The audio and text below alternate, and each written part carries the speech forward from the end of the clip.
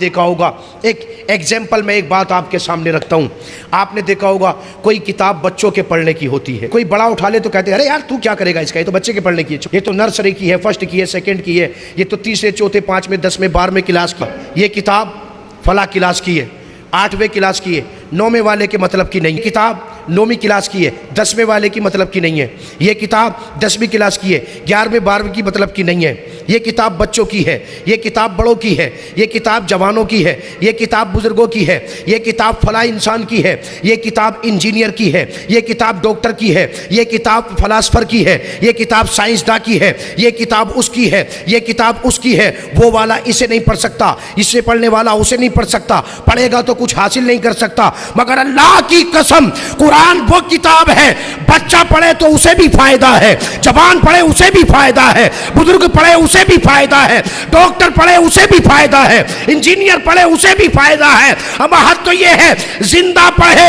اسے بھی فائدہ ہے، مردوں کو بخشے اسے بھی فائدہ ہے. سبحان اللہ. حوالہ نوٹ کریں، قرآنی احوال القبور لابن رجب جنہوں نے لکھا ان کا نام ہے، کتاب کا نام ہے احوال القبور، اور صفحہ نمبر 69-70 آپ فرماتے ہیں طلحہ بن عبید اللہ رضی اللہ تعالیٰ عنہ، وہ کہتے ہیں کون؟ حضرت طلحہ بن عبید اللہ، کہ میں ایک جنگل میں گیا اپنا سامان لینے کے لیے، کوئی مال میرا جنگل میں رہ گیا تھا، سیدھے سادے انداز میں، مدینہ سے تھوڑا دور تھا، لیکن جب میں وہاں پہنچا وہ مال جو مجھے لینا تھا وہ میں نے لیا، جب لے کے واپس پلٹا تو رات ہو گئی، رات آ گئی.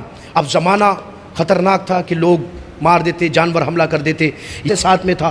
تو آپ کہتے ہیں میں رات میں چلتا جا رہا تھا، سفر کر رہا تھا، مگر تکلیف اس بات کی بھی تھی کہ کہیں کوئی حملہ نہ کر دے، مال کو چھین کے نہ لے جائے. آپ کہتے ہیں کہ میں اسی شش و پنج میں چلتا رہا کہ اچانک میں ہمارے ساتھی جو ہمارے کاندھے سے کاندھا ملا کے جنگیں لڑتے تھے ان کی قبریں بیچ میں آ گئیں، محبت سے کہیں ان کی قبریں راستے میں آ گئیں، سینہ محبت سے بھر گیا. میں اپنے گھوڑے سے نیچے اتر گیا. آپ کہتے ہیں نیچے اترا، جتنا قریب قبروں کے پاس گیا اتنا ہی سکون ملتا چلا گیا. سبحان اللہ. سب بولیں گے اچھا لگے گا میرے بھائی، بہت دل سے بات کر رہا ہوں.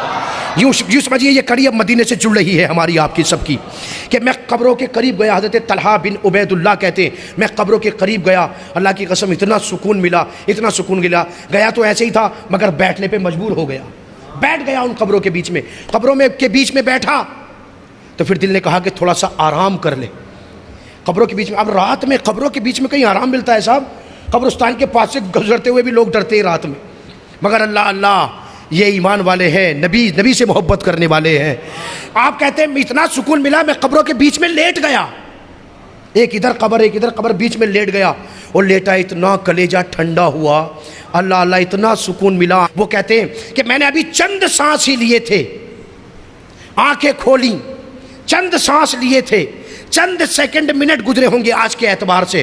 آپ کہتے ہیں اللہ کی قسم ایسا کمال ہوا کہ برابر والی قبر سے قرآن کی تلاوت کی آواز آنے لگی. اللہ.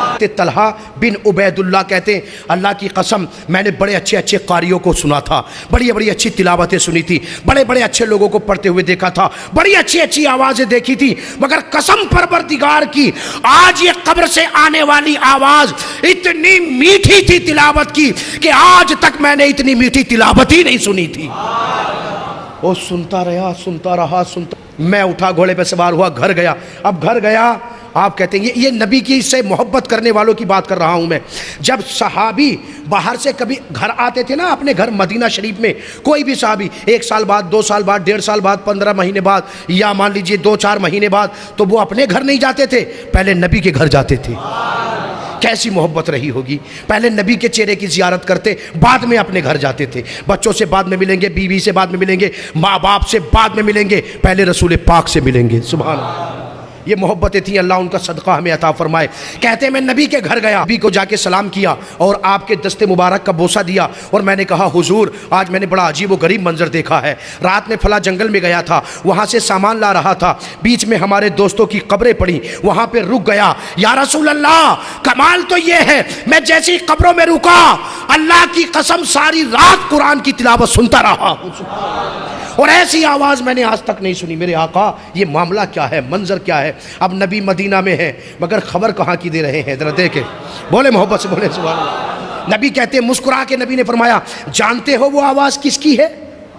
اے سبحان اللہ، نبی ہمیں جانتے ہیں کہ مسجد اقصی میں سب انبیاء صفے بنا کے بیٹھے ہیں، ہمارا نبی منبر پہ تشریف فرما ہے، وہ ہمارا خریدار ہے۔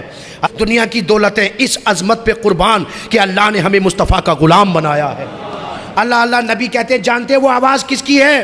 سرکار جانتا تب بھی نہیں بتاتا، کیونکہ مجھ سے زیادہ آپ جانتے ہیں، آپ بتائیں کس کی آواز ہے۔ میرے نبی نے ارشاد فرمایا، وہ دو قبروں کے برابر میں جو آپ لیٹے اور قبر سے قرآن کی آواز آ رہی تھی، اللہ اللہ، نبی فرماتے ہیں وہ عبداللہ ابن عمر کی آواز تھی جو آج تم نے سنی ہے۔ اور نبی نے تو بڑے آگے کی باتیں بتائیں، سبحان اللہ۔ اور ہم تو کہتے ہیں نبی آگے کی باتیں بتانے ہی تو آئے ہیں، ارے وہ بیٹھتے مسجد نبوی میں ہیں مگر خبر جنت کی دیا کرتے ہیں، وہ رہتے مسجد نبوی میں ہیں مگر خبر عرش اعظم کی دیا کرتے ہیں۔ میرے نبی نے فرمایا، جانتے ہو اس کی آگے کی باتیں بتاتا ہوں میں، سبحان اللہ، مچل کے کہیں اور سبحان اللہ ایک مرتبہ۔ نبی فرماتے ہیں کہ اللہ نے جب شہیدوں کی روحوں کو قبض کیا، شہیدوں کی روحوں کو جسموں سے نکالا، بلکہ اللہ اللہ، یاقوت اور زبرجد، یہ دو جیسے ہیرے ہوتے نا، ہیرے جواہرات، ایسی قسمیں ہیں جنت کی اعلیٰ، یاقوت اور زبرجد۔ آپ نے دیکھا ہوگا ہم اپنے گھروں میں، بلڈنگوں میں جس طرح سے یہ جھومر لگاتے ہیں، جھومر، ایسے انہیں کہتے ہیں قندیلیں۔ اللہ کے نبی فرماتے ہیں، اب سنیں، کہ جب اللہ نے شہیدوں کی روحوں کو نکالا تو نکال کے یاقوت اور زبرجد سے بنی ہوئی قندیلوں میں رکھا۔ ان کی روحوں کو قندیلوں میں رکھنے کے بعد اللہ نے جنت کے بیچ میں لٹکا دیا ہے۔ سے بنا ہوا ہے، زبرجد سے بنا ہوا جھومر ہے، جنت کا جھومر ہے، مگر اس میں روشنی کرنے کے لیے شہید کی روح کو رکھا گیا ہے اور انہیں جنت کا جھومر بنا دیا گیا ہے، سبحان اللہ۔ اور اللہ کے نبی فرماتے، اب دیکھیں، اللہ کے نبی نے فرمایا کہ وہ دن میں وہ روح ہے وہاں رہتی ہے، کہاں؟ جنت میں۔ دن میں وہ روح ہے وہاں رہتی ہے، جیسے ہی رات آتی ہے نبی فرماتے ان کی روحوں کو جنت سے نکالا جاتا ہے، شہیدوں کی روحوں کو جنت سے نکالا جاتا ہے، اور نکالنے کے بعد ان کی قبروں میں، جسموں میں لوٹا دیا جاتا ہے۔ ہر رات یہ عمل ہوتا ہے، نبی فرماتے ہیں دن میں وہاں رہتی ہیں، رات میں قبر میں اپنے جسم میں رہتی ہیں، اور وہاں قرآن کی تلاوت کرتی ہیں، نماز پڑھتی ہیں، جو چاہے وہ کرتی ہے۔ اور پھر نبی کہتے ہیں صبح ہوتی ہے، فجر کا وقت آتا ہے، پھر ان روحوں کو پلٹایا جاتا ہے اور جنت کی قندیلوں میں رکھ دیا جاتا ہے۔